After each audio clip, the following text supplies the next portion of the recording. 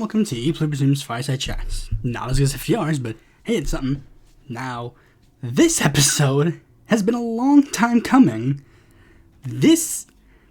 I'm actually so genuinely excited to make this episode because these two are people that I have both wanted to talk about, but also have tried to avoid talking about for a long period of time. But we still have to wait for that, because first we need to get right into the news. First, an update on the Israel situation. Lots of things have been going on.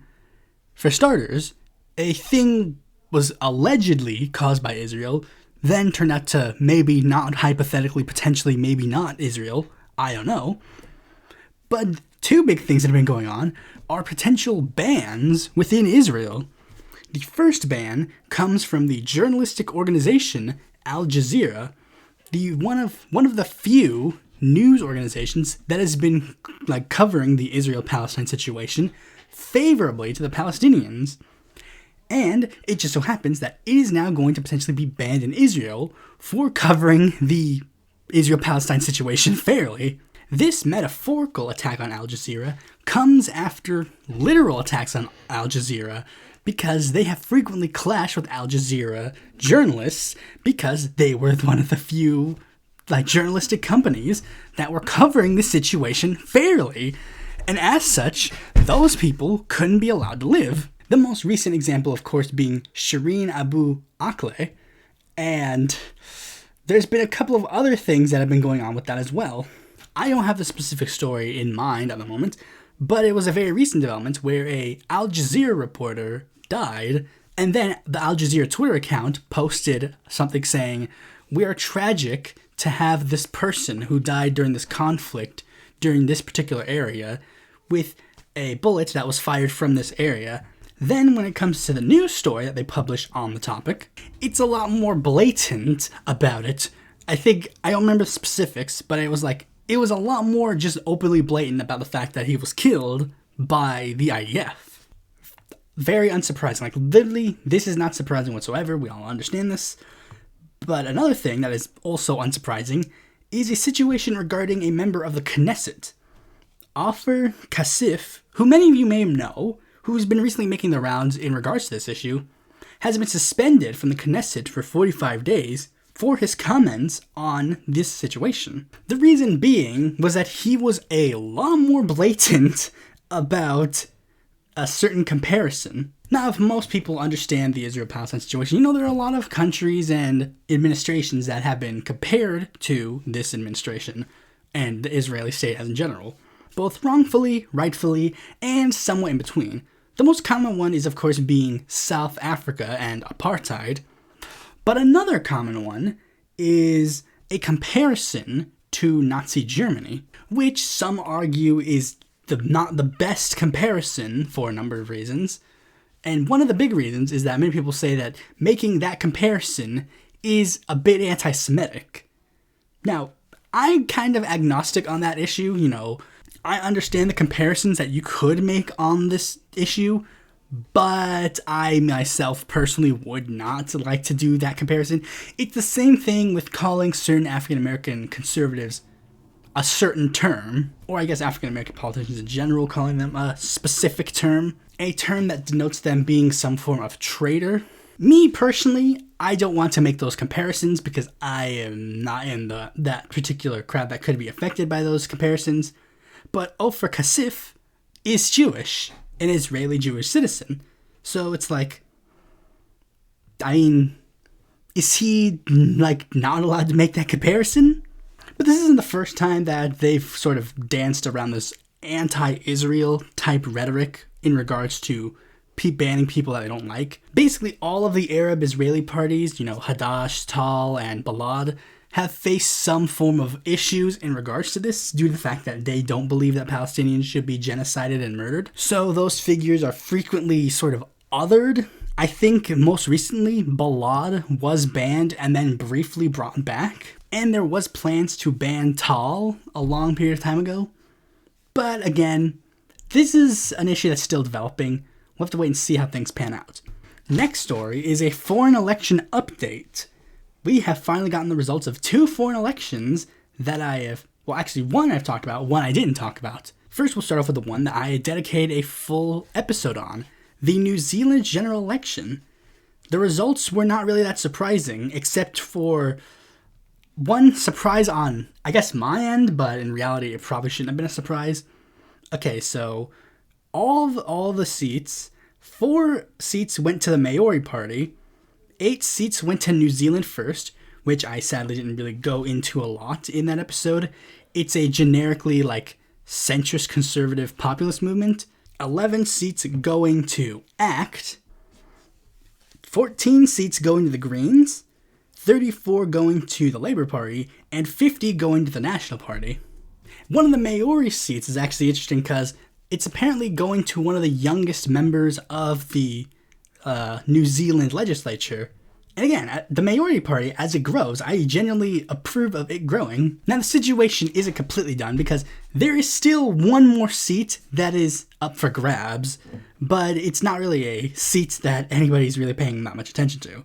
Okay, so it's the Port Waikato by-election. And what happened was, they were supposed to hold a normal election, but then the ACT candidate for this race died. So then due to the fact that it was too late to replace him with someone else, they were just like, okay, we're just going to hold a by-election. And then due to this, many other people have just decided to not run candidates in this seat. Labour and Greens were just this election was kind of just one that we needed to run in, and we're just not really going to try in the by-election.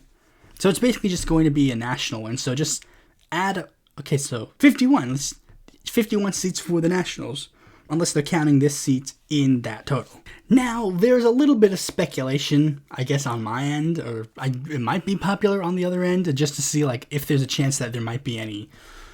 Because I'll just say this, for those of you who aren't paying attention, the left is kind of dead in this situation. Labour, Greens, and the Maori, even if they were to form that coalition that some people and pundits were dreaming of, they wouldn't have enough seats to have a majority.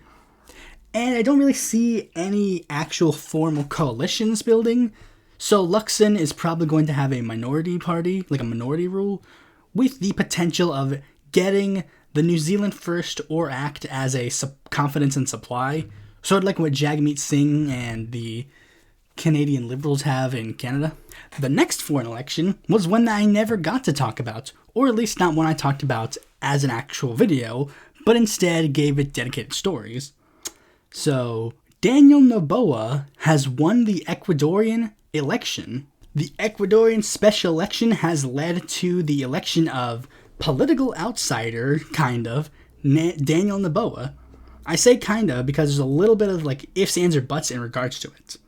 So, he's actually the son of a person by the name of Alvaro Noboa, who was a businessman who gave his position to his son, but also he was a prominent politician who ran for the presidency of Ecuador a couple of times, which some people actually made a joke about, because imagine running for president multiple times and then your son gets it on the first try. Now, Noboa isn't really that impressive of a politician. His big thing is, of course, crime, which has kind of been a big thing for a lot of right-wing candidates, but he's basically a broadly just normal center-right candidate. It's not like he has he secretly has ties to the military dictatorship of Ecuador or whatever, but he's just a center-right guy, and really not much else to say on that until we actually see him govern. I will say it is a bit tragic that Ecuador still has just kind of maintained its rightward lean ever since the end of the Correa presidency. It's had 3 presidential elections since Correa, and what ended up happening is that they elected a neoliberal shill, a neoliberal shill, and a new neoliberal shill. A lot of people even made the joke saying, while this new pink tide wave sweeps Latin America, Ecuador is just sitting there just oh, okay. There are a couple of things that are of note, for starters, Noboa's upset is a bit surprising. People are still trying to figure out, why him? And it really just seems to be just because. There was another candidate that was steadily rising in the polls, But really, all that really stemmed was that people didn't like the incumbent administration, Lasso, but they weren't necessarily ready to like rush back into supporting like a Correaist again. Correaism is still popular within Ecuador, obviously. It managed to make it to the runoff in both recent elections, but it was just more people were willing to go to a different route. And you can kind of see this when you look at the vote totals. You see, of the vote totals, like in the first round, the Correa candidate, Luisa Gonzalez, got a little over 3 million votes, while Noboa got a little over 2 million votes. And there were two other candidates that also got at least 1 million votes. And they were both right-leaning candidates. Every other, like the smaller candidates, I think 2 of them were left-leaning and 2 of them were right-leaning. And of all those candidates, only one, Bolivar Amigos, actually endorsed the Correa candidate in the runoff. Yaku Perez is one of the few left-wing figures within Ecuador that doesn't back Correa because he views the Correaism as being detrimental to the environment. But even then, Yaku was just not that popular. He was popular before, but now he's not so popular anymore. Now, to all you leftists that are a little sad that Ecuador hasn't shifted left, don't worry, in like 2 years we could try again. Anyways, the next story is very, very important if it ends up being, like if they end up following through with it, then it might be one of the best situations that could happen for the country of Venezuela. For those who don't know, Venezuela is supposed to be holding their next presidential election next year. And the opposition has actually been putting a lot of effort into making sure that there's a chance that they could actually manage to beat Maduro or whoever the Chavismo candidate is. But there's of course been a lot of debates and debacles over Venezuela's elections, both factual and not so factual. And if you also know, the world has not necessarily been the kindest to Venezuela ever since they decided to take their shift to the left via the Bolivarian Revolution, especially during the Trump administration where they were very much anti-Venezuela, trying their hardest to prop up Juan Guaido to take over Venezuela. But it didn't end up working. And Joe Biden has been trying to take a different approach to Venezuela, especially since Russian oil was kind of cut off for America, so they've had to turn to every other resource available to get oil. And many of Joe Biden's talks with Maduro on this front were trying to basically make sure that he can get the oil from Venezuela. But in order to do that, he would have to do a lot of things.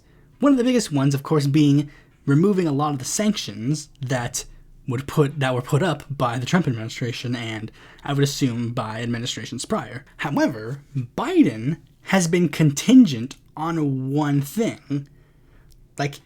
We'll do all this for you, but you have to agree on some rules for your upcoming election. And it looks like those rules have finally been signed because the Venezuelan opposition and the government of Venezuela have actually signed a 12-point document that basically details some rules and some other things in regards to the upcoming election, which includes, but isn't limited to, having candidates from the government and the opposition have access to public and private financing and public and private media, updating the voter registries so that people who emigrated from Venezuela, who are still Venezuelan citizens, can still vote in this upcoming election, and one of the biggest pieces of contention being that Venezuela will open the door for foreign advisors to view the election happening. One of the rules is a little bit confusing because it has caused a little bit of a disagreement.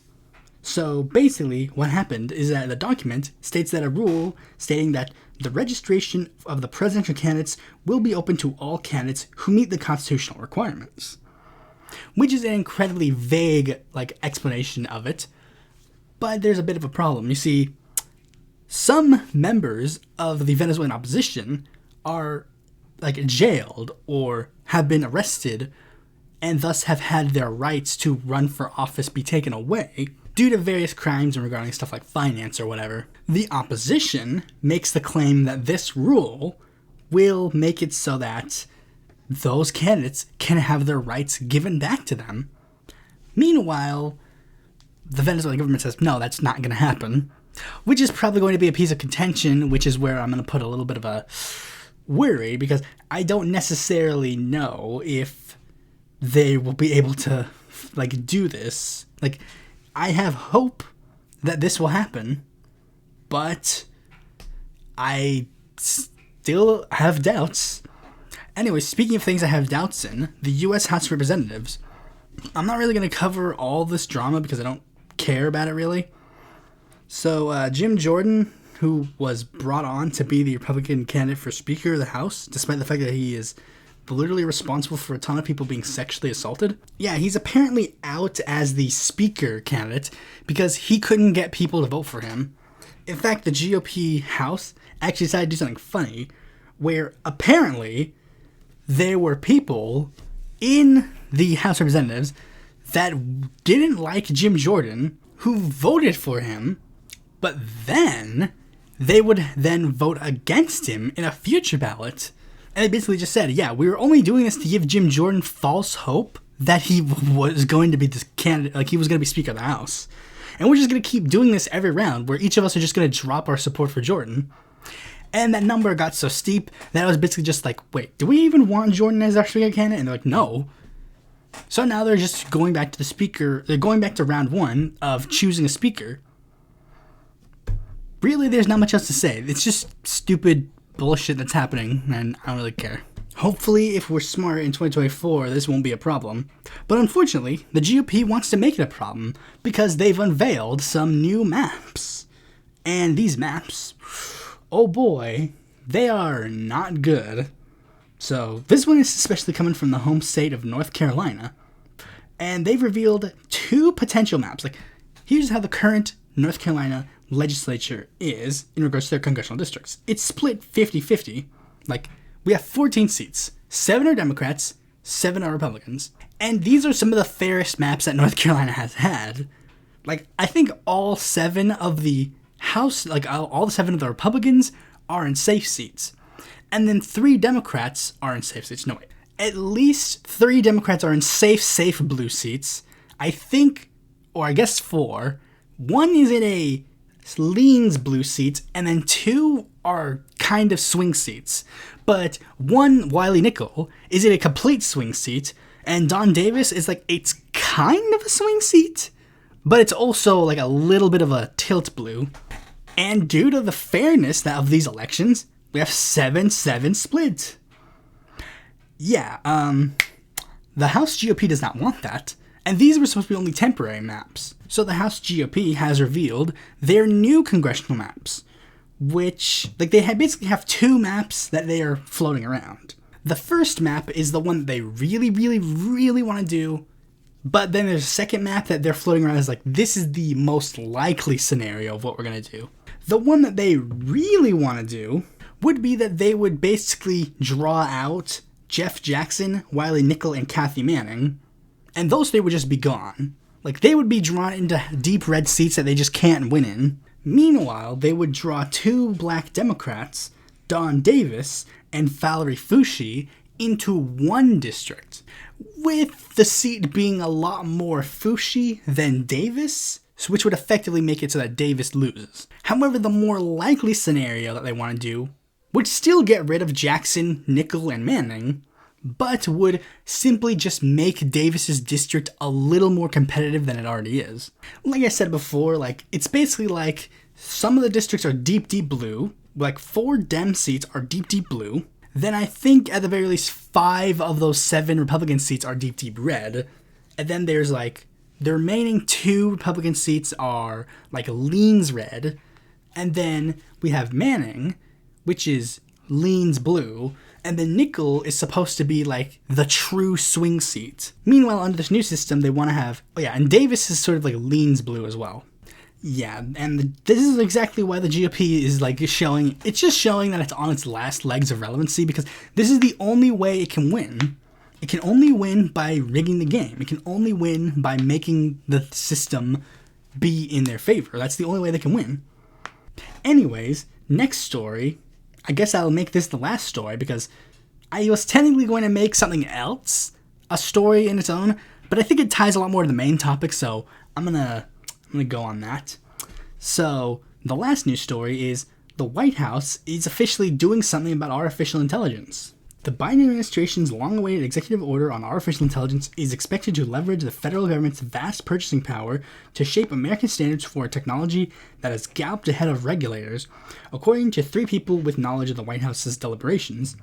The White House is also expected to lean on the National Institute of Standards and Technology to tighten industry guidelines on testing and evaluating AI systems, provisions that would build on the voluntary commitments on safety, security, and trust that the Biden administration extracted from 15 major tech companies this year on AI.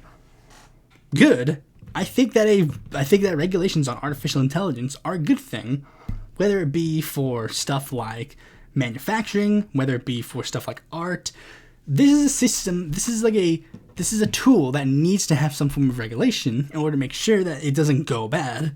With all that out of the way, let's move on to the main topic of this video. Oh boy. The first thing I'm going to say is this. Hi Vanguard, if you're watching, which there's a chance that you will. I'm not going to pretend that that's not a thing that is out of the realm of possibility.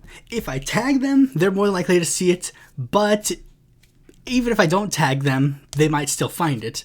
I mean, a Bad Empanada fan showed my video about Bad Empanada to him, so it's like, it's possible. Okay, so for those of you who have no clue who these 2 are, I'm sorry, because I have to finally introduce you to who these 2 are. I wish I could be you guys right now. So anyways, the Vanguard is a media company created by Zach Polston and Gavin Miller Broomfield in May of 2020. Like every other indie media type, they have this big boner of dispelling the corporate media rule and wanting to bring back true journalism. Don't worry, I had the same main character syndrome when I first started out. Actually, now that I think about it, it's not necessarily true. Like, for the first year of me doing YouTube, I didn't have this main character syndrome. Then in 2019, I had this, the main character syndrome went through the roof. And now I've basically diverted back to not having this main character syndrome. The original intention for this Vanguard thing was that they were going to have a blog and a podcast that they're going to use to spread their message. But the blog ended up dying out for obvious reasons, so they decided to transition purely to focusing on the podcast.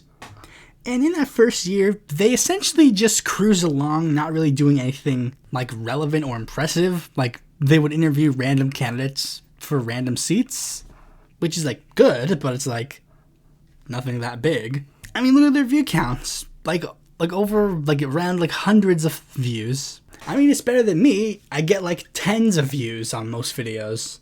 They were kind of all over the place, you know, just doing all this kind of stuff. They even did a movie review. I did a movie review. I did many movie reviews, actually. They did news of the week, blah, blah, blah, you know, all that kind of stuff. But then, it was when they decided to model another prominent voice in the left indie media sphere that they truly started to get some sort of relevance. That user being the progressive voice. Now, I'm not actually saying that they looked at the progressive voice and went, we're going to do that. But that's what ended up happening. Because for some reason, like, it's kind of weird, because who even fucking remembers the progressive voice? For those who don't remember who that is, I actually made a thoughts on video about him a long time ago, back when he was a little relevant. But the progressive voice was a guy who, similar to them, tried to copy a bigger indie media name, and then basically just transitioned their contents to focus a lot on lefty drama on Twitter and stuff.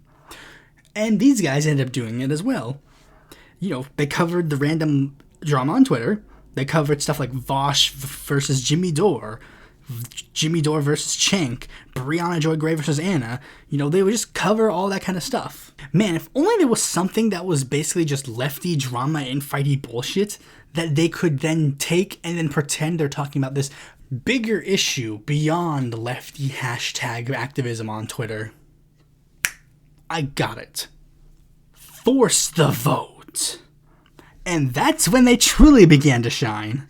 All of a sudden, their videos and streams that at most got around 500 views were now getting 1 to 11,000 views. And that's when they sort of transitioned their channel to kind of be focused on that kind of rhetoric. That's the audience that they drew in, so naturally, they advocated to that audience more. Progressive indie media people in the immediate aftermath of the 2016 election and before 2020 had basically two routes to copy. Either they could copy and go down the Cenk Uygur route, or they could copy and go down the Jimmy Dore route. They chose the Jimmy Dore route, basically becoming baby versions of him. Okay, baby 2016 Jimmy Dore, before people figured out that he was completely batshit insane. Populism good, Democrats bad, we need a third party, squad bad, etc. Which is of course where you get into their biggest problem.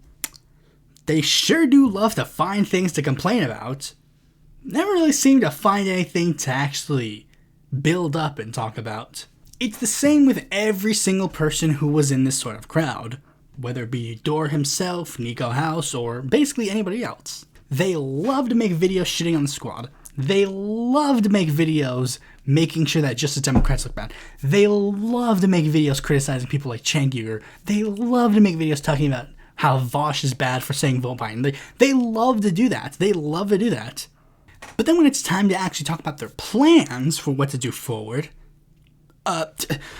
vote green, direct action.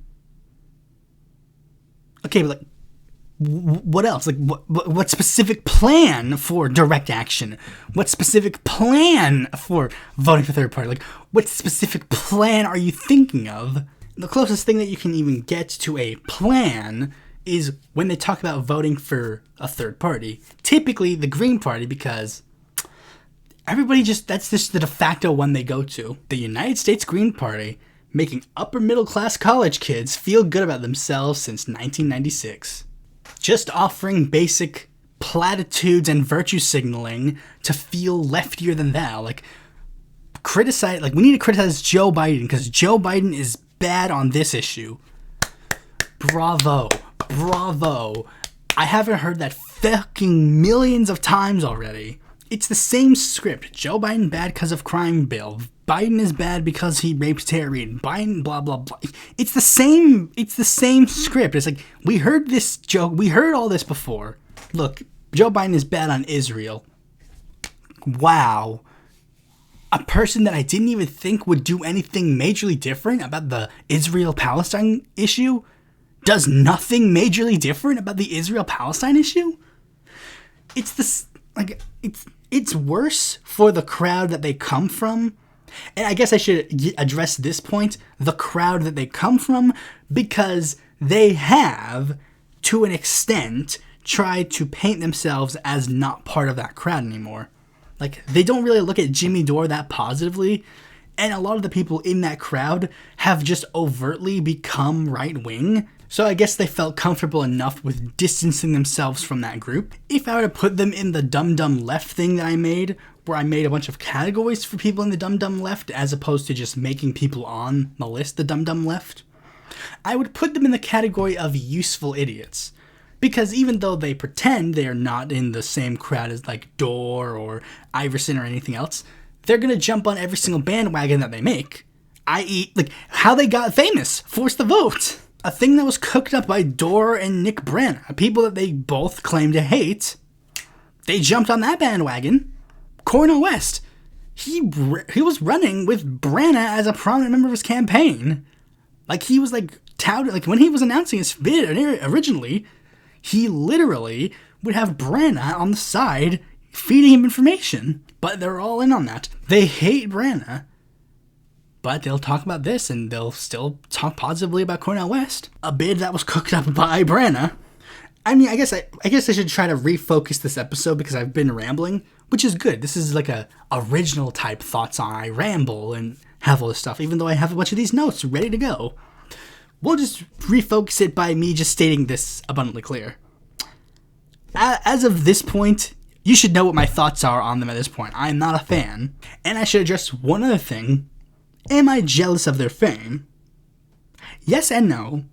I'm not jealous of their fame per se, but I'm jealous because of just the type of content that they make and the type of stuff that they've done up to this point. It's the same thing with a lot of things. It's people who don't work hard on this stuff, they don't really do much in regards to making this type of content online, and will just spew shit on the air and then just do no vetting, no looking up further on this issue.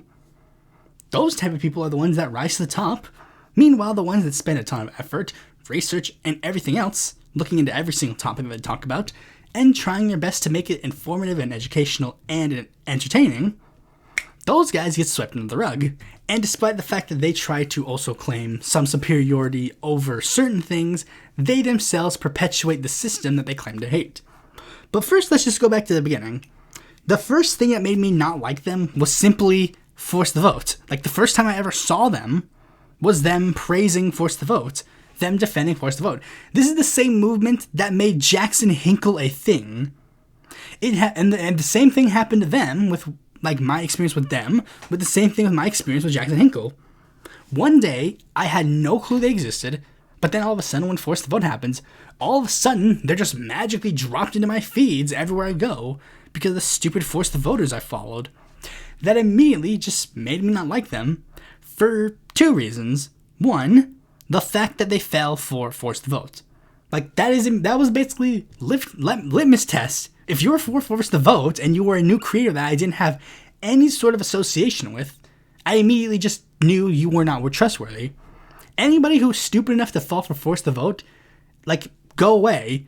I have no interest in you. I've genuinely stated this on Twitter and other things on other platforms. Like, if you were in favor of Force the Vote, I don't want you to come to me and be like, oh no, here's my explanations about why you did it. It's like, no, you're wrong.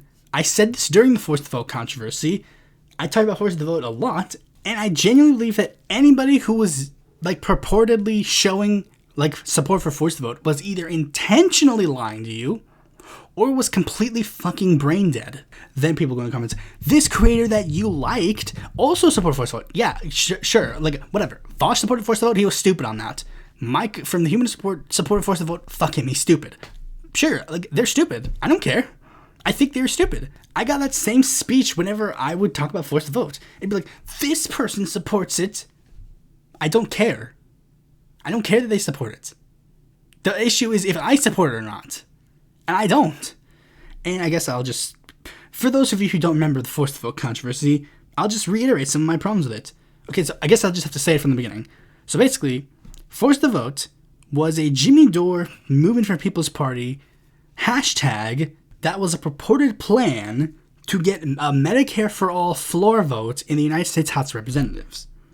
The plan was that they wanted a bunch of U.S. representatives. I have the exact list right here. They wanted Alexandria Ocasio-Cortez, Ayanna Pressley, Barbara Lee, Chuy Garcia, Cori Bush, Ilhan Omar, Jamal Bowman, Jamie Raskin, Katie Porter, Marie Newman, Mark Buchanan, Pramila Jayapal, Rashida Tlaib, Raul Grijalva, and Ro Khanna. They told all those representatives, withhold your vote for Nancy Pelosi for Speaker of the House and offer this in exchange. Offer the ability for if they tell her, we will give our votes to you for Speaker if you bring a Medicare for All floor vote to the United States House of Representatives. Now, you might say, what the hell does that mean? Like, okay, so they bring it to a floor vote, and what? So the plan, like, allegedly, the plan was to have this vote fail, at least originally, at least as far as I can tell, how the original plan was supposed to go.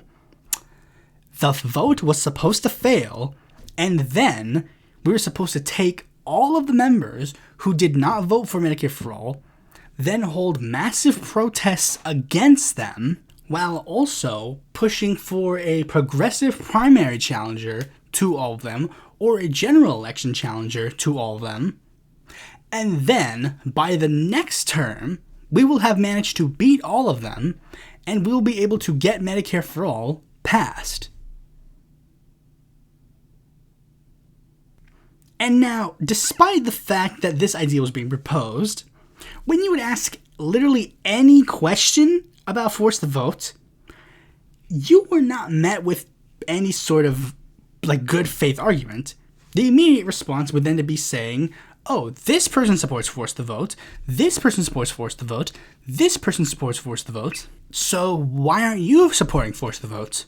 You would then engage with the many criticisms of this plan, In fact, you would ignore the fact that the people who were pushing for this were completely stupid and brain dead and were not good faith actors, but you would ignore that part. You would try to argue in good faith about this topic, and then you would be met with criticism saying, oh, if you just don't pretend that you have any sort of other reasons for not supporting forced the vote other than the fact that you hate the people who are pushing for it.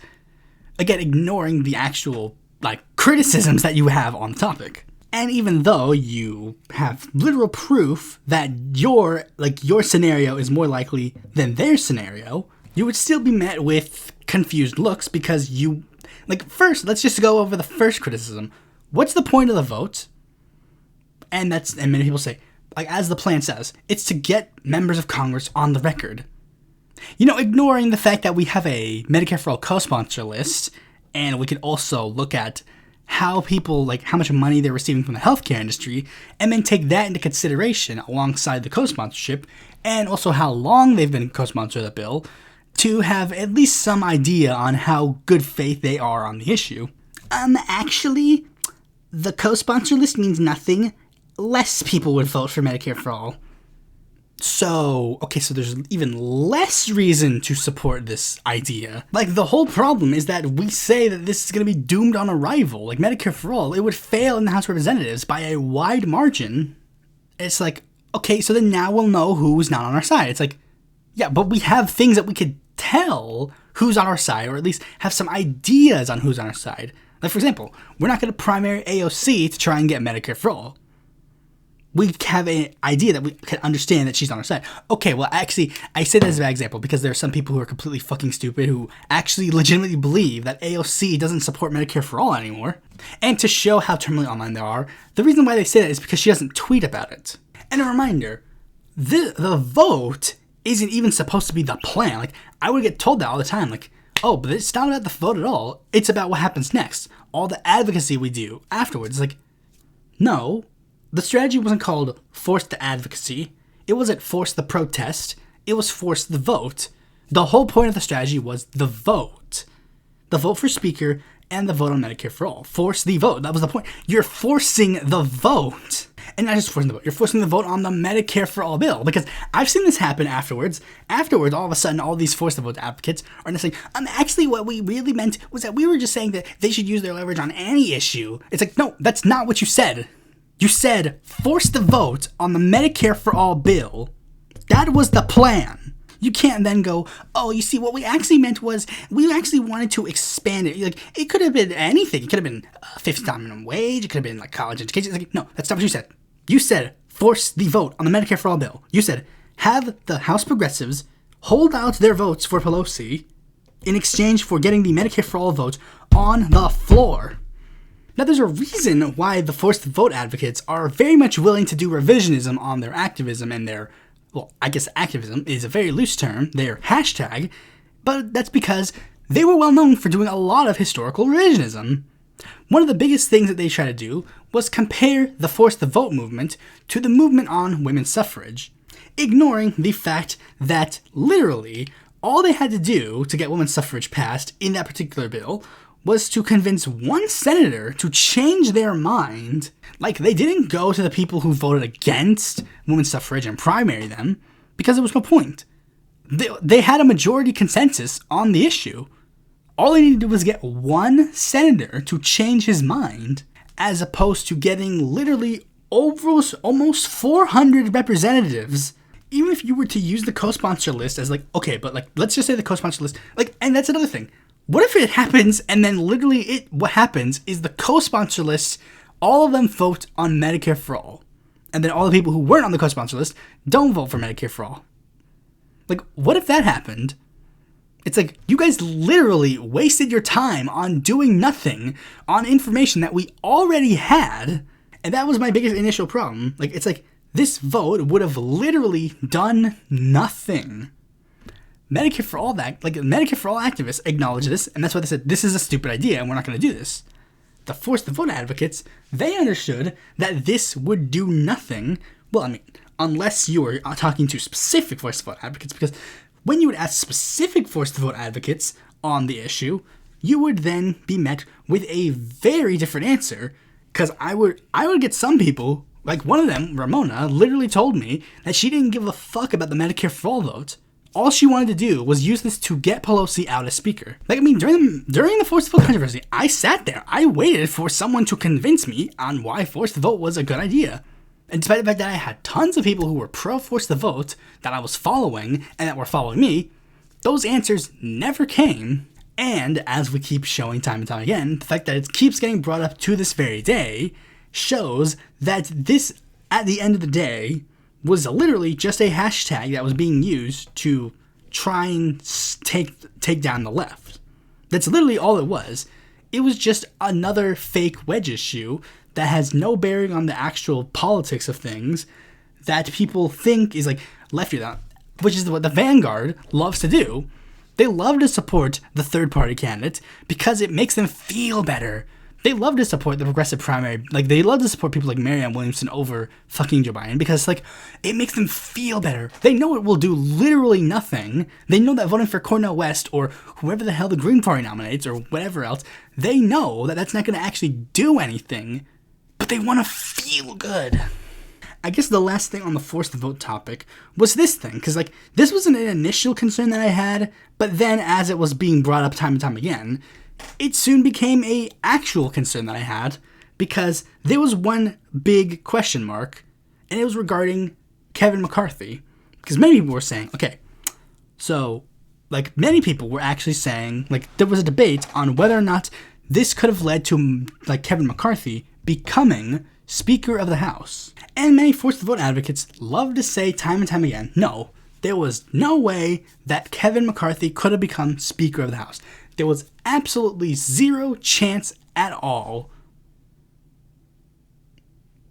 Then what's the threat? Like, I mean, voting for a third-party candidate comes with some sort of vague threat. Like, even if you don't believe in the spoiler myth or whatever, it comes with that vague threat. Like, I mean, my vote that could have went to you is now going to be going outside of you, so you better hope that the GOP guy can't turn out more people than my vote. So even if that's not like the plan, even if their plan wasn't explicitly to spoil the election or cost the Democrat the election, there is sort of that implicit threat that comes along with it. But if there was no route that could have ended with McCarthy becoming Speaker of the House, then what is the threat for Pelosi? Because if all the roads lead to her becoming Speaker, then, like, again, what is the point? And this is the big thing. There is a route where McCarthy could have become Speaker. And I'm tired of pretending that it wasn't a case. Like, the day of the speakership vote, C-SPAN literally said it was a scenario that could have happened. But people on left Twitter, they think they know better than C-SPAN, apparently. And I can explain the actual scenario. And this is a scenario that was very possible because of some of the force the vote advocates that I have seen talk about this issue.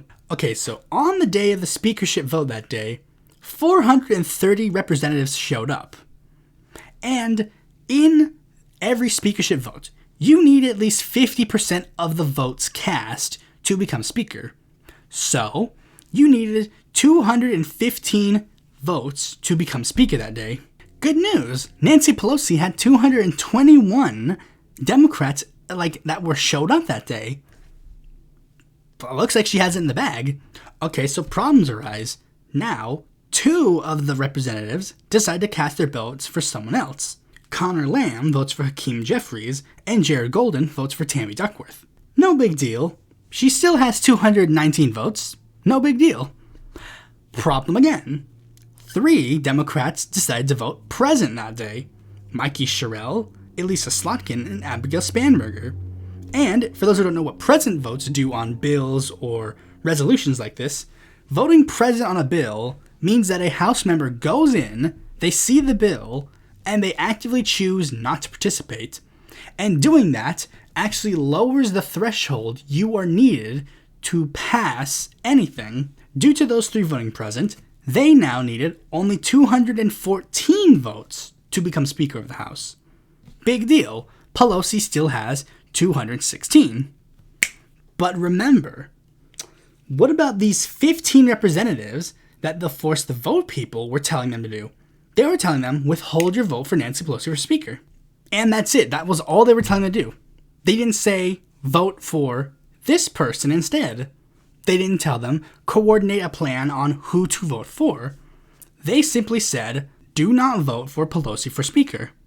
And due to this, one of the many suggestions that forced voters said was that they wanted these 15 members to vote present, which would have lowered that threshold by 15 votes, which means that the Speaker would have only needed 206 votes to win. And when you do that math, Pelosi walks away with 201 votes. McCarthy has 209 votes. That is why I immediately didn't trust them on that angle of things. If they were willing to fall for that, then I don't trust them to be any sort of actual good faith actors in anything, because they are either too stupid to actually understand anything, or they knew all of the stuff that I said, but were intentionally lying to their viewers.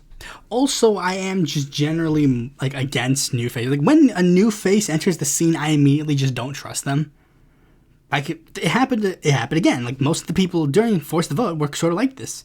Hinkle, Frank Analysis, I just didn't trust them immediately. Like people who don't show up in my feed at all, and then randomly show up everywhere in my feed, I don't trust them. Richard Medhurst and Kim Iverson were the same thing. All of a sudden, nobody was talking about them, and then all of a sudden, everybody was talking about them. And then sure enough, those two figures, shown to be complete wastes of life. But yeah, another thing that has sort of led to me being on the opposite side of the Vanguard on an issue was something that I spent a lot of time about, that I thought I did a really good job talking about this issue, discussing it and stuff. But the Vanguard decided they were gonna basically take all of the hard work that I did and all the things that I did to try and address this issue and talk about it, and just completely throw it all in the garbage can. It was the drama regarding the 2020 Green Party presidential primaries. Most particularly, one element regarding Jesse Ventura. I've talked about the specific dramas in regard to this a lot before, but to summarize it very briefly, during 2020, the Green Party held a presidential primary to choose who their nominee for president would be. A couple of names were thrown out in the wild. There were some people that were expected to run, Howie Hawkins. There were some people who were thrown out as potential candidates. Jill Stein was potentially floated as a person who could have ran. And one person who was floated as a potential candidate for the Green Party was former governor of Minnesota, Jesse the Body Ventura. That didn't really end up going far because of many, many, many problems. However, there was this one person who was running for the Green Party nomination named Chad Wilson, who was going around spreading complete bullshit lies about the Green Party, claiming that the Green Party was rigging its nomination in favor of Howie Hawkins, and was saying that they were actively pushing Jesse Ventura away from running for the Green Party nomination, which was also stoked by complete idiots like Primo Radical and a bunch of other bullshit creators like that. Basically people who wanted to pretend that they were Julian Assange, just exposing the Democratic Party's rigging, and were like, we're going to do the same thing for the Green Party to show that the Green Party isn't even that good of a party. The fact that the Green Party let fucking Chad Wilson run the narrative of the 2020 primary is a joke. Even to this day, many people in the bullshit crowd that either the Vanguard formerly associates with or currently associates with, they still parrot the narrative. They still say Chad Wilson exposed the truth, the Green Party, and it's Chad literally made up a ton of information. He would literally take interviews where Jesse Ventura literally said that he was not running for president, and then would somehow turn it into he's secretly running a secret hidden campaign, and he wants all of these massive people to vote for him in a massive write-in bid. And in doing so, I basically exposed just the entirety of Jesse Ventura's entire grift. First of all, I want to play this clip from a Primo Radical interview, because this really should have been it, but for some reason, people who were pro Jesse Ventura would take this clip, send it to me, and then somehow walk away thinking what actually this is actually a pro-Jesse Ventura clip, but this is a clip where Jesse Ventura point blank states that he doesn't want to work for the Green Party nomination. I felt that in which to get in this race, if I did get in it, I needed a clear path to a nomination. I didn't want to deal with any type of primaries or any of that stuff, because I didn't have to deal with that in Minnesota when I ran with the Independence Party for governor. And at my age now, I got enough to take on the Democrats and Republicans, but I don't have enough energy to go through a primary before I have to do it. Follow me? Sure. So I indicated, I've been talking to the Green Party, and I indicated those desires. Plus, to me, it's part of strategy. You don't want to name your candidate early. Before, when you have 12 Democrats up there and all that, wait till they get down to the final two, which now they have. We know who it's going to be. It's going to be Trump. It's going to be Biden. Well, then you wait, because the longer you wait, the more these two will alienate the public. And then when you come in the 11th hour, you'll be seen like the knight in shining armor to save the country. And that's the political strategy.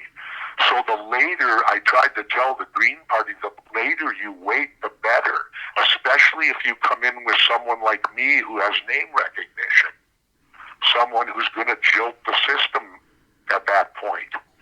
And then you only because if you come in too soon, mainstream media will give you 1 day of press, and you'll get lost in the shuffle. Jesse literally says in that clip that he didn't want to go through a primary. He just wanted to be given the Green Party nomination. Then he even goes so far as to say that the real plan should be to have Jesse Ventura, be given the nomination for no reason. Look at all the other candidates who are running for the Green Party nomination and just go, no, doesn't matter. We're nominating Jesse Ventura. We don't care what any of the primary voters said. Jesse Ventura is our nominee. Ignore the fact that this guy has absolutely no history with the Green Party, nothing to do with anything. We should nominate him because, but he's famous. Yeah, the woman who literally had the #1 show in television ran for president in 2012 and got 7th place. If she couldn't do it, what makes you think a literal has-been governor and wrestler could do it?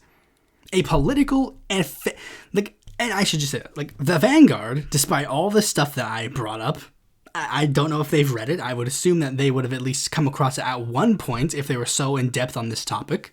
But now they're, going around saying, look, Jesse Ventura beat the two-party duopoly. They posted this fucking documentary that I left a comment on that just showed how bullshit it was. It was they showed this documentary, look at how Jesse Ventura beat the duopoly and blah, blah, blah. And I'm notice how in literally nothing here discusses his policies or anything that he advocated for or ran on or did as governor? Maybe that's because if you actually do your research, you understand that Jesse Ventura doesn't really align with the leftist principles. And not just that, but you notice, when I did the research trying to see how truthful he was, I started noticing this weird, interesting pattern. It's a pattern that I already know because it was already a large political joke at this point, which it shows how far removed the younger generation is, because a lot of them don't understand this joke, even though this has been a joke for a long period of time. Jesse Ventura always conveniently throws speculation about a presidential bid when a presidential election is up. But then conveniently, he also has something that's coming out, and he also has a complete rebrand of his entire political shtick. In the 90s, Ventura ran as a radical centrist, because radical centrism was in at the time. 2004, Jesse Ventura, all of a sudden, his new thing is that he's an anti-war advocate. It's not that surprising, it's not that's completely out of left field, but it's a guy who didn't really have that much to do in regards to foreign policy, all of a sudden now starts talking about foreign policy. Because in 2004, that was when anti-Iraq war activism was starting to reach its peak. 2008 and 2012, he started becoming a Tea Party conservative / libertarian, because that was when Tea Party conservatism and libertarianism were popular.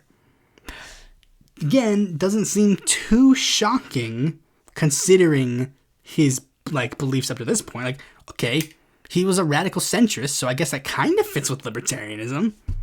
And also, he was an anti-war advocate. That kind of fits with libertarianism. Also, he conveniently has a show coming out that year. And he does endorsements that make sense in regards to his previously stated political views. Endorsing Angus King, endorsing Gary Johnson, Ron Paul. And, like, did so even in the 2016 election, where he gave, like, loud and proud endorsements of Gary Johnson. Then, the day after the 2016 election, all of a sudden, on Alex Jones's show, he says, "Oh, I actually voted for Jill Stein." It's like, you've done literally nothing to indicate that you would vote for Jill Stein. It's like, but he had her on his show. He has a ton of people on his show. That doesn't mean he votes for them for president. Like, literally completely out of left field. The guy who was basically a libertarian centrist all of a sudden decides to vote for the eco-socialist for president. Coincidentally, after Bernie Sanders made left-wing populism more interesting and popular, then all of a sudden, he starts floating a presidential run in the next election, and conveniently also starts publishing a book. Now in the lead up to the 2024 election, he's talking with the People's Party, he's talking with the Forward Party, and he starts going on the Vanguard, who start promoting him, talking about his presidential ambitions, maybe hypothetically, bringing up his past career as the only successful third-party candidate in the modern day. And coincidentally, he's got a Substack and a podcast that he also promotes to get money. I'm pretty sure this is all just a coincidence, am I right? As I've mentioned before, Ventura is not the only bullshit candidate that they support. They also basically have dual endorsed Marianne Williamson and Cornel West. Despite the many, many shitty things that have been going on with their campaigns, Marianne's many anti-vaccine statements. But when RFK Jr. does it, they're going to call it out and be like, he's cringe, he's bad, he's stupid. But crickets when Marianne does it. It's the same thing with all the fucking Marianne Williamson cultists. I made a whole episode where I explained all of the fucking, like, anti-vaccine statements that Marianne Williamson has made. And it completely dispels the notion that all the Marianne Williamson, like, cultists love to do. It was one statement 10 years ago. It was not. It was multiple statements over many years. Statements as recent as 2019. Actually, scratch that. Statements as recent as this year. Because she also started doing some stupid bullshit regarding, like, the fucking, like, COVID fake cures. Despite that, support Marianne. How about the fact that Cornel West changed his campaign affiliation twice? Like, changing your campaign affiliation once is stupid. Like, him going for the People's Party initially, that was stupid. That was step one. To me, that was literally strike when you're out. But then, after a while, backlash, he changes his political views. Like, he changes and now all of a sudden he's running as Green. It's like, a lot of people try to go like, oh no, that fixes it. No, it doesn't fix it. Changing the entire party that you are running under, the entire apparatus that you are vying your bid in, that doesn't make it any better. And the only thing that made it slightly better was, like, potentially ballot access, which he then completely fucked up by deciding to now become an independent candidate. And apparently the reason why is, like, they don't necessarily say it 100%, but I'm gonna take a wild guess and say that Cornel West had the same problems that Jesse Ventura had. I'm pretty sure he wanted to be the torchbearer for the Green Party. He wanted to be given the Green Party nomination. He didn't want to go through the primaries. Because a lot of people don't understand, the Green Party holds fucking primaries. They don't pick a candidate immediately and then run with it. No. Ever since the Green Party became a nationwide, like, centralized party in 2000, they have held presidential primaries to choose their nominee.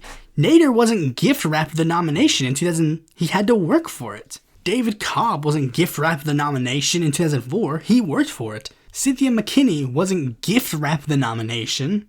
She ran and won it. Jill Stein, in her two bids, she wasn't gift-wrapped the nomination. She had to run and win it. Howie wasn't gift-wrapped the nomination. He had to run and win it. like, you can acknowledge certain favoritisms for certain candidates. Like, Jill Stein had more favoritism for her in her bids, and Hal Hawkins had favoritism in his bids, and Nader had favoritism in his bids. You can acknowledge favoritism versus, like, actual primary process. I'm pretty sure Cornel West literally thought that if he just announced that he was the Green Party nominee, he would get the nomination.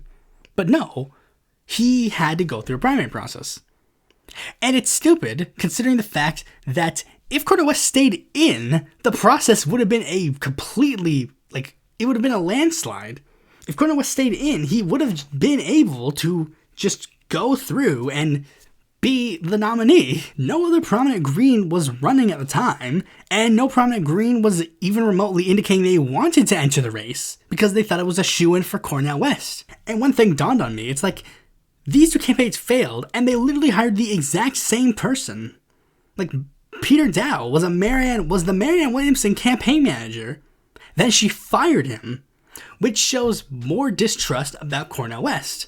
Cornel West saw Peter Dow leave the Marianne Williamson campaign, saw all the shit show that came from that, and then went, "This is my guy.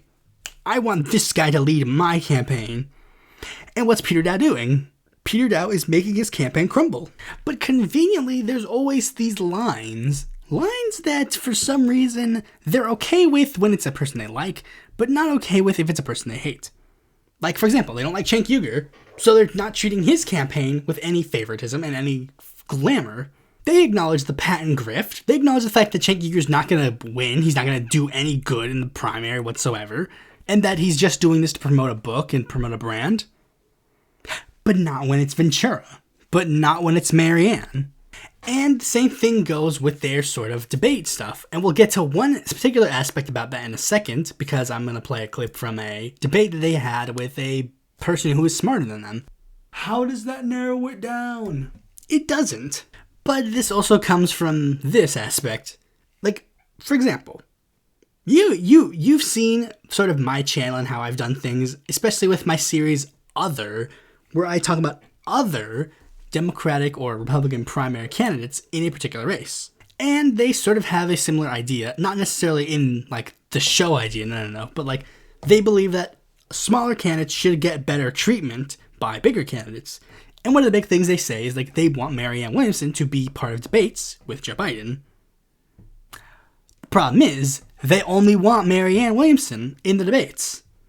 You see, I'm of the belief that you don't draw these arbitrary lines. Like, when I say I want Democratic primary debates, I want ones with fucking, like, Marianne Williamson and Joe Biden and fucking Jimmy Cooper with fucking, like Tiger King with Michael Allen Cyber. Like, these guys, they don't want to talk about those guys. And they also do this. Like, Marianne Williamson is the only progressive in the race. Jimmy Cooper would like to have a word with you. What about Jerome Segal? I didn't hear these guys say, we want Jerome Segal in the debates.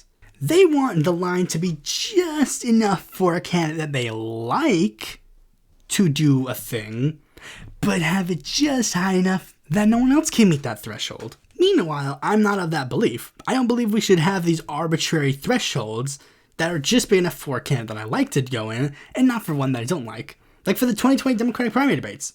I didn't want any threshold. I wanted everybody on the stage. Legitimately, I wanted every single candidate on the stage. I thought the line that was drawn to exclude Eric Swalwell or, like, Steve Bullock or Wayne Messam were just bullshit. I didn't want those thresholds. I wanted them on that stage too. And I know that they're only doing these thresholds specifically for people that they like and not for people they don't like because of a debate that they had with Vosh. In case you're interested in watching that full hour of the debate, don't bother. I'll sum it up very briefly. Hey, I'm Vosh. Horse penis. Anyways, we need to stop fascism. Hello, we're the Vanguard. No. There you go, guys. I saved you like an hour of watching a debate. You already spent an hour watching this video, so might as well not really spend much time doing something else. Anyways, here's the clip that I wanted to play from this debate, because this, I think, really exemplifies this point. In literally the most blatant example of this. Control over our options. You talk a lot about fascism and enabling fascism, but I think we would both agree that one of the big red flags of a fascist political party is a party that tries at all costs to stop any sort of democracy from happening, to stop people from engaging or choosing candidates that align with their values. And I don't think that describes any political institution.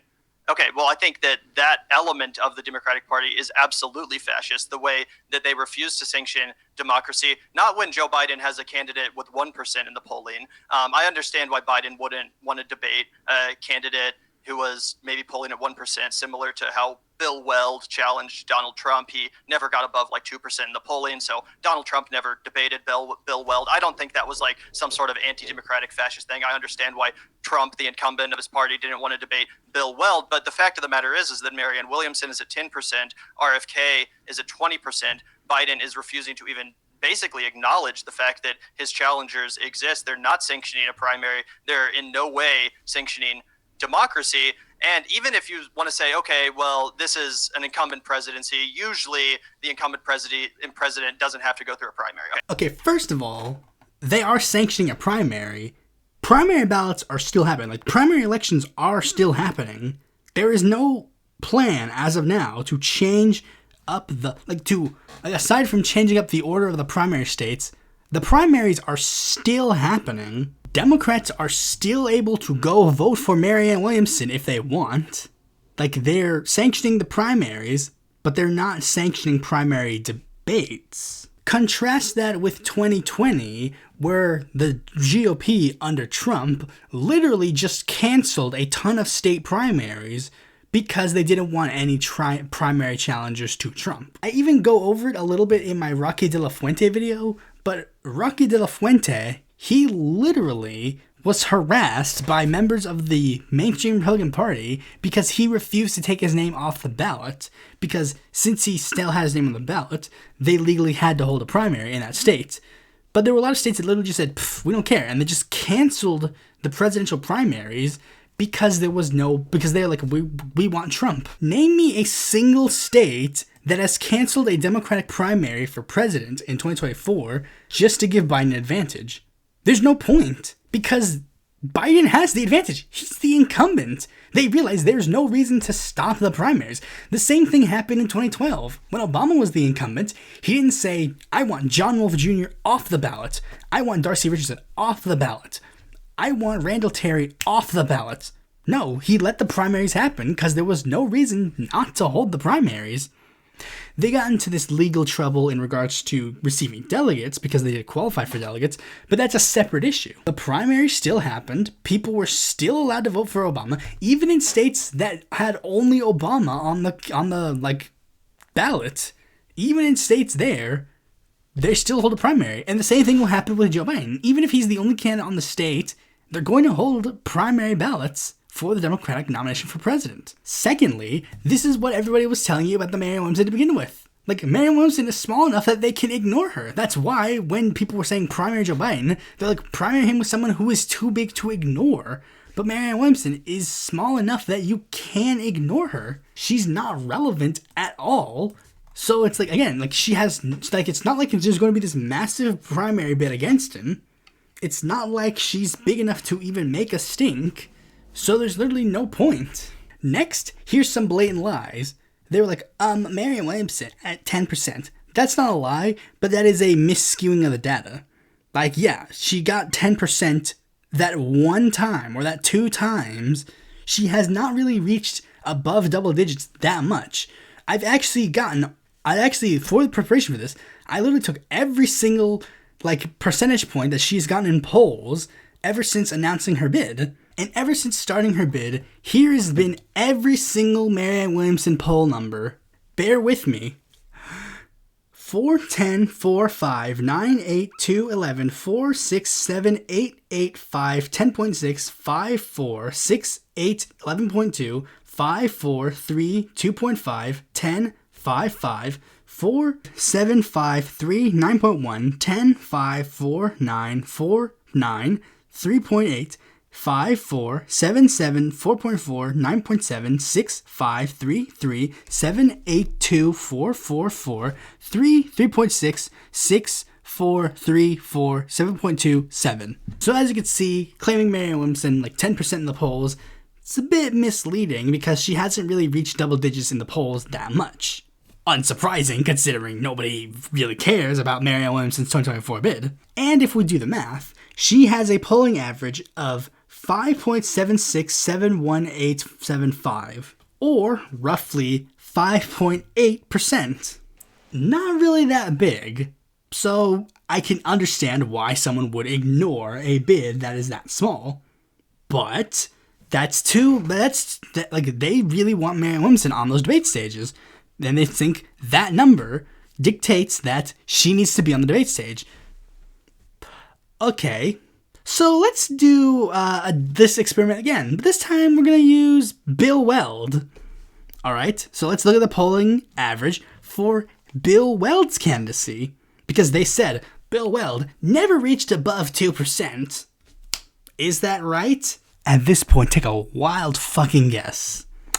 15, 8, 10, 1, 8, 15, 7, 7, 3, 4, 3, 14, 7, 5, 7, 17, 4, 2, 5, 3, 16, 3, 4, 2, 10, 4, 5, 2, 4, 2, 2, 3, 3, 1, 5, 2, 1. As you can see, he reached the double digits a lot more than her, despite the fact that they only did polling like 37 times in the primary. Meanwhile, as of the day of recording this, they did 64 polls for Marianne. Crunching the numbers, Bill Weld has a polling average of 5.783783783778, or around 5.8%. Wait, that's like literally the exact same number as Marianne Williamson. Wait. Marianne Williamson, like her the threshold for her was she had such a high amount of polling that she needed to be on the debate stage. She needed to be on that debate stage, and that Joe Biden was undemocratically being unfair and all this bad shit. Like, he was fascistic for kicking her off the ballot because of 5.8%. But Bill Weld, when he reaches 5.8% polling average, that makes total sense. I can understand why Trump wouldn't want to debate this dude. I really see no problem with it whatsoever. These dudes are just fascists, literally. Like, they didn't make the point, like, oh yeah, it makes sense why the Republicans would do this, but we think the Democrats should do better. Like, they didn't make that point. If they made that point, it would have made, like, somewhat sense. But no, they literally said it was okay for them to do it to Bill Weld, but it's not okay to do it to Marianne Williamson, despite the fact that there is literally no leg to stand on for that argument. They have a basic tie in regards to their polling averages, like literally a tie in regards to their polling averages, ignoring the fact the prominence outside of the polling thresholds, Marianne Williamson being a previous presidential candidate, Bill Weld being a previous vice presidential candidate and a previous governor. But again, it was bad when it was Marianne, but it was good when it happened to Weld. Hot take. Here's a hot take that even then, it's like, I don't even care if Bill Weld was polling at 2%. He should have been on the stage, because I don't hold this arbitrary standard. But they do, only because they want one that benefits the people they like, but doesn't benefit the people they don't like, that they're not simping for, that they don't make money off of. They don't make money off of Bill Weld, but I guarantee you that those Marianne Williamson interviews that they keep doing, that brings in a lot of the Patreon money. When Bill Weld starts appearing on the Vanguard and starts like basically sucking them off every so often, then that's when they're gonna start like caring about Bill Weld. I wrote one more note about this like Vosh topic, but it was just one part of the debate that even I was like, Vosh was stupid for not even like bringing this up, because he was kind of close in regards to it, but he didn't really like understand this sort of mentality. Like, basically, there was the discussion about swing state versus safe state voting. Like, we've all heard this before, where people are like, hey, if I was in a safe state, I would vote green. But if I was in a swing state, I would vote Democrat. Which is a thing that the Vanguard subscribes to. They go, oh, well, we live in these states, so it's like, we we don't really need to vote for the Democrats. So we're just going to vote for the Greens because there's no point in voting the Democrats. And we hear it all the time. Like, a person who lives in a deep red state or a deep blue state will probably vote for a third-party candidate a lot more than a person who votes for a swing state. I personally think that thinking is stupid on a lot of levels. For starters, this is just one unrelated topic, but honestly, I don't care. I don't care about you going like, oh, well, if I lived in this state, or if I lived in this state, I would vote this way. Because it's like, unless you're planning to move to this state or that state, it doesn't mean anything. Look, guys, I know I've lived in this state my whole life and I have no intentions of moving. But hypothetically, if I did move, I would vote for this specific presidential candidate. It's like, it doesn't matter. Like, I live in North Carolina, ergo, I'll tell you who I would vote for if I lived in North Carolina.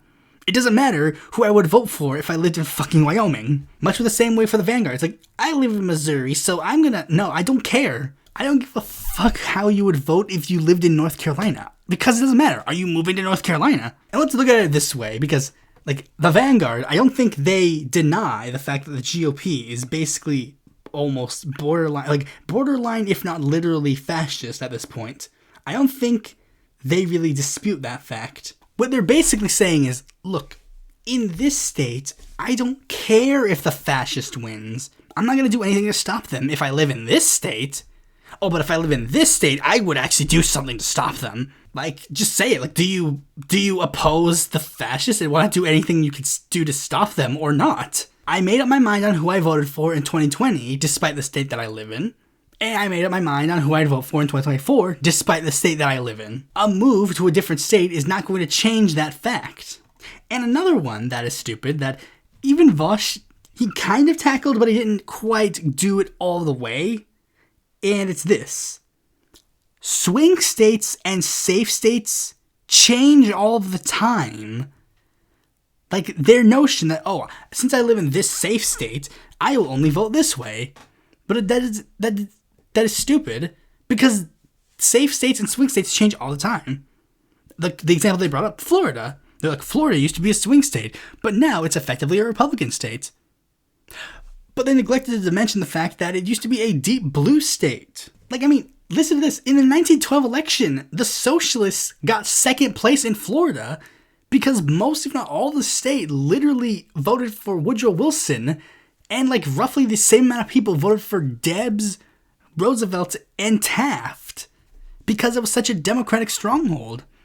But then many factors happened which caused the demographics of the state to change, which changed how things went, presidential and otherwise electorally. Texas used to be deep blue, to the point where in Texas they literally made an adage saying that literally anybody could run as a Democrat down there and win, regardless of anything. The GOP was literally like, there's no point in us even remotely going down there, because there's no point, we're not going to win there. Then, after LBJ left his Senate seat and then opened the door for a Republican to actually take that seat, then the state started shifting red. It started seeping into the presidency, and then it sort of seeped into all the other offices. Even though they did recently have a blue governor not that long ago, it was still considered like that's just basically a deep red state. There's no point in Democrats campaigning down there. Now, that is in play. There are people who legitimately are thinking that Texas could potentially be a swing state.